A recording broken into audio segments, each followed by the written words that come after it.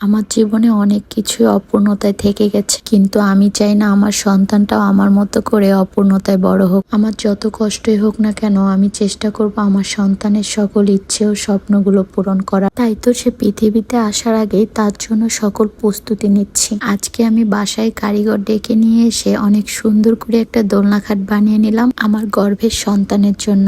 আর এই দোলনা খাটটা বানাতে আমার কত টাকা লেগেছে, কি কি প্রয়োজন হয়েছে, কতটুকু সময় লেগেছে, সবকিছু ডিটেলসে আজকে আপনাদের সাথে শেয়ার করব। আশা করি ভিডিওটা সম্পূর্ণ দেখবেন। হ্যালো এভরিওয়ান, আসসালামু আলাইকুম। কি অবস্থা তোমাদের সবার, কেমন আছো? অনেকদিন ধরে অনলাইনের ভিতরে দোলনা খাটগুলো দেখে আমার ইচ্ছে করতেছিল আমিও আমার বেবির জন্য একটা দোলনা খাট বানাবো। আপনাদের ভাইয়াকে বলা মাত্রই সে চলে গেল মিস্ত্রি ঠিক করতে দোলনা খাট বানানোর জন্য। মিস্ত্রি আসার সাথে সাথে আমি তার সাথে বসে বললাম হিসাবে যে কিভাবে কি করলে ভালো হবে, দোলনাটা সুন্দর হবে। সে আমাদেরকে যেইভাবে কাগজে কলমে বোর্ডের হিসাব দিয়েছে, যন্ত্রপাতির হিসাব দিয়েছে, সবকিছু আপনাদের ভাইয়া লিস্ট করে নিয়ে তারপরে চলে গেছে দোকানে গিয়ে সব যন্ত্রপাতি এবং বোর্ড নিয়ে চলে এসেছে। রাতে গিয়ে কিনে নিয়ে এসেছে, যেহেতু সকাল থেকে কাজ শুরু করবে তাই রাতেই সবকিছু মাল নিয়ে এসেছে।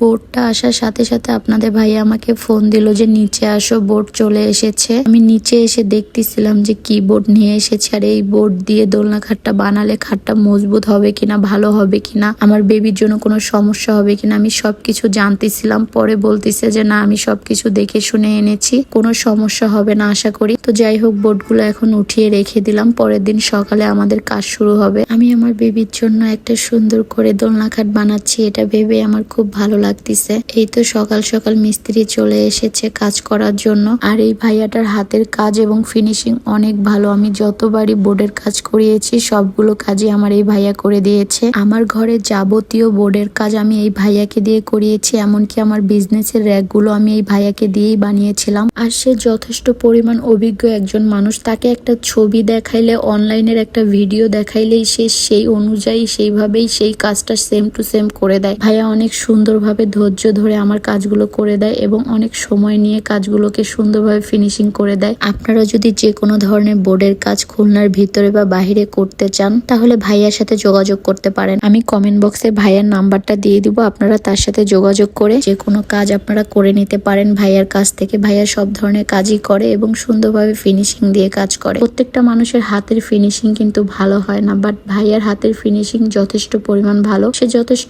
ভালোভাবে আমাদের কাজগুলোকে মনোযোগ সহকারে করে দেয়। আমি যতগুলো কাজই ভাইয়ার মাধ্যমে করিয়েছি তার প্রত্যেকটা কাজে আমি সন্তুষ্ট। আগের দিন সুন্দরভাবে সবকিছুর মাপ নিয়ে চলে গিয়েছিল, আমি বলেছিলাম কিভাবে কি করতে হবে, সবকিছু সে মাপ নিয়ে যাওয়ার পরে পরের দিন থেকে কাজ শুরু করে দিয়েছে। আর আমাদের এই দোলনা খাটটা বানাতে টোটাল বোর্ড লেগেছিল 2টা, কিন্তু আমাদেরকে ভাইয়া হিসাব দিয়েছিল প্রথমে 3টা বোর্ড লাগবে। তো ভাইয়া পরে 2টা বোর্ড দিয়ে সুন্দর করে কাজটাকে কমপ্লিট করে দিয়েছে। কোনো কাজই কিন্তু সহজ না, প্রত্যেকটা কাজেই কিন্তু একটু হলেও কষ্ট আছে। সেই সকাল থেকে কাজ করতেছে, এখন অলমোস্ট দুপুর হয়ে গিয়েছে, এখনো কিন্তু কাজের অর্ধেকটাও শেষ হয়নি। বোর্ডটা এখনো মাপ দিয়ে কাটতিছে, কাটাই এখনো শেষ হয়নি। আর আমি তো সারা সকাল ঘুমিয়েছিলাম, ঘুমটুম পেরে তারপরে এই যে এখন নিচে যাচ্ছি, এখন যে দেখবো যে কি অবস্থা ওইখানে, কাজ কতটুকু হলো। তো সকালবেলা ঘুম থেকে উঠে কিছু খাই নাই, পরে একটা কেক নিয়ে নিলাম, নিয়ে খেতে খেতে নিচে নামলাম। এখন নিচে নেমে এসে দেখি যে মিস্ত্রি ভাইয়া যে কাজ করতেছিল সে একটু বাইরে গেছে আর তার এখানে অ্যাসিস্ট্যান্ট বসেছিল।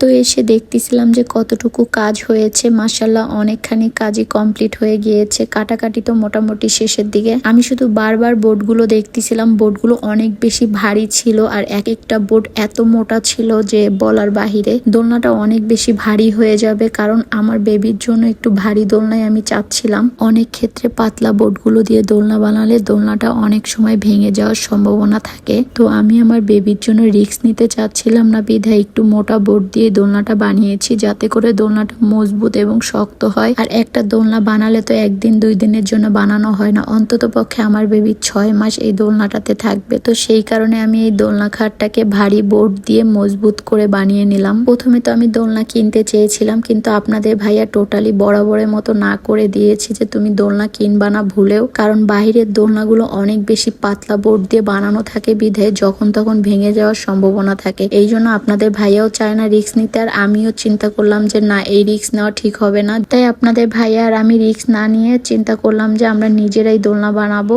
এই জন্য আমরা মিস্ত্রি ডেকে নিয়ে আসলাম, আর যেই দোলনার ছবিটা রেখেছিলাম সেই দোলনার ছবিটা দেখিয়ে তাদেরকে বললাম এইভাবে একটা দোলনা বানিয়ে দিতে। প্রথমে ভেবেছিলাম যে একটা দোলনার মতো করেই আমি এই খাটটাকে বানিয়ে নিব, কিন্তু দোলনার মতো খাটটা বানালে অনেক বেশি নর্মাল হয়ে যাবে বিধে আমি আর দোলনার মতো খাটটা বানাইনি। আমি পরে চিন্তা করলাম যে আমার খাটটা দোলানোর দরকার নেই, জাস্ট আমার বেবি ঘুমাবে সুন্দরভাবে, যেন কমফোর্ট ভাবে ঘুমাতে পারে দিনের বেলা। তার জন্য আমি এটাকে চারোদিকে ঘেরানো বক্স খাটের মতো করে বানিয়ে নিলাম। আমার মতো কে কে আপনারা বাহিরের কেনা জিনিসের থেকে বানানো জিনিস বেশি পছন্দ করেন? আমি অলওয়েজই জিনিসপত্র কেনার থেকে বেশি বানিয়ে নিতেই পছন্দ করি, আর বানানো জিনিসগুলো অনেক বেশি মজবুত হয় বাহিরের কেনা জিনিসের থেকেও। আর আমার কাছে মনে হয় নিজের মন মতো নিখুঁত ভাবে একটা জিনিস সুন্দর করে বানিয়ে ব্যবহার করা অন্যরকম একটা শান্তি। প্রথমে কিন্তু আমি একদমই বুঝতে পারতেছিলাম না যে ভাইয়া কিভাবে কাজ করতেছে, আর আমি চিন্তা করতেছিলাম যে দোলনাটা কি আদৌ ভালো হবে কিনা। যেহেতু এটা দোলনা সিস্টেম, কিন্তু এটা দুলবে না, কারণ এটা দুলার মতো কোনো অপশন আমি রাখি নাই। আমি চাচ্ছিলাম আমার বেবি কমফোর্ট ভাবে যেন ঘুমাতে পারে সেই সিস্টেম করতে, আর এটা আমি দুলাতে চাচ্ছিলাম না এই কারণে, কারণ বাবুকে দোলনাতে দুলালে ওর একটা অভ্যাস হয়ে যাবে। তাই আমি চিন্তা করছি যে ওই অভ্যাসের দরকার নেই, বাবু যখন ঘুমিয়ে যাবে তখন ওকে আমি এখানে ঘুম পাড়াবো বা শুয়ে রাখবো কিছুক্ষণের জন্য, রিল্যাক্সে সে ঘুমাবে। বিশেষ করে সে দিনের বেলা কিন্তু এই দোলনাটার মধ্যে বেশি ঘুমাবে, রাতে তো সে আমার সাথেই ঘুমাবে, বাট দিনের বেলা যেন সে কমফোর্ট ভাবে ঘুমাতে পারে, কোনো সমস্যা না হয়, এই কারণে আমি এই দোলনাটা বানিয়েছি মূলত।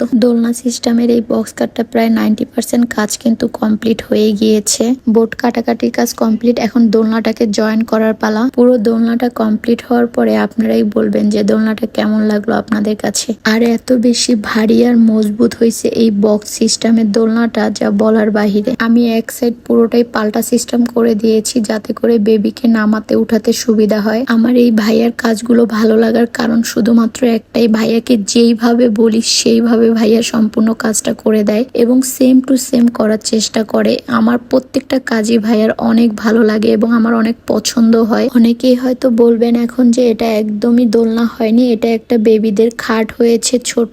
আমি বেবিদের বক্স খাটি বানিয়েছি, কিন্তু সিস্টেমটা করেছি দোলনার মতো। প্রথমে চিন্তা করছিলাম যে দোলনার মতো দুলবে ওরকম সিস্টেমই করব, বাট পরে চিন্তা করলাম যে না, দরকার নেই, দোলনাতে দোলানোর অভ্যাস বাবুকে করা যাবে না। তাই আমি দোলানোর অপশনটা বাদ দিয়ে একদম বক্স খাটের মতো করে ফেলছি। একদমই ভাইয়া আমাকে সেম টু সেম করে দিয়েছে, শুধুমাত্র দোলানো যাবে না বাবুকে, কিন্তু সুন্দরভাবে ঘুম পাড়িয়ে রাখা যাবে। এই দোলনা বক্স খাটটা কিন্তু অনেক বেশি মজবুত হয়েছে আর অনেক কমফোর্ট ভাবে বেবিকে ঘুম পাড়ানো যাবে, আর কোনো রিস্ক হবে না, কারণ দুই পাশে আমি পাল্টা দিয়ে দিয়েছি যাতে করে বাবু এদিক ওদিক ঘোরাঘুরি করলেও ঘুম থেকে পড়ে না যায়। কেবল তো মাত্র দোলনা সিস্টেম করে বক্স খাটটা বানানো কমপ্লিট হয়েছে, এখনো কিন্তু এই খাটটার মধ্যে অনেক ধরনের কাজই বাকি রয়েছে। শখ করে একটা জিনিস বানাতে এসেছিলাম, ভেবেছিলাম অল্পতেই বানানো হয়ে যাবে, কিন্তু তার হলো না। কথায় বলে না, শখের তোলা 80 টাকা, আমার অবস্থা হয়েছে তাই। শখ করে বাবুর জন্য এই জিনিসটা বানাতে গিয়ে এতগুলো টাকা যে ইনভেস্ট করতে হবে এর মধ্যে, এটা কখনোই কল্পনা করিনি। আমার এই বক্স সিস্টেমের দোলনা খাটটা বানাতে আমার টোটাল খরচ পড়ে গেছে 15 থেকে 16,000 টাকার মতো। এখনো এই খাটে অনেক ধরনের কাজ বাকি পড়ে রয়েছে, সবকিছু মিলিয়েই কিন্তু এভারেজে এরকম টাকাই পড়েছে।